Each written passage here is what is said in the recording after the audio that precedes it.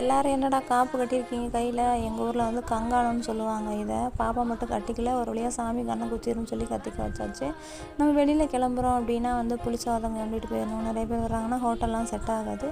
கோயிலுக்கு கிளம்புறதுக்கு முன்னாடி வீட்டில் இருக்க சாமியை கும்பிட்டு விளக்கு பொருத்தி சூட சாமியெல்லாம் காமிச்சிட்டு சாமியை கும்பிட்டுட்டு தான் நம்ம போகணும். அப்படி எங்கடா கிளம்பி போகிறீங்க அப்படின்னு சொல்கிறீங்களா? வாங்க சொல்கிறேன்.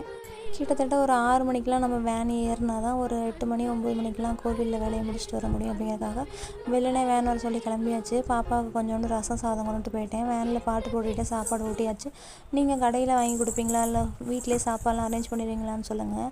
கூட பிறந்த உறவுகளெல்லாம் வேனில் ஏற்றிட்டு ஒரு வழியாக அங்கே இங்கேன்னு நிப்பாட்டி நம்ம கோயிலுக்கு போய் சேர்றதுக்கே கிட்டத்தட்ட 8 மணி ஆயிடுச்சு. என் தங்கச்சி பையனை வாடா வீடியோவுக்கு அப்படின்னு கூப்பிட்டா அவன் ரொம்ப வெக்கப்பட்டா. அப்படி ஏதாவது வேண்டுதல் வச்சா ஃபேமிலியோட போவீங்களா இல்லைங்க தனியாக போய் செஞ்சுட்டு வரீங்களா அப்படின்னு சொல்லுங்கள்.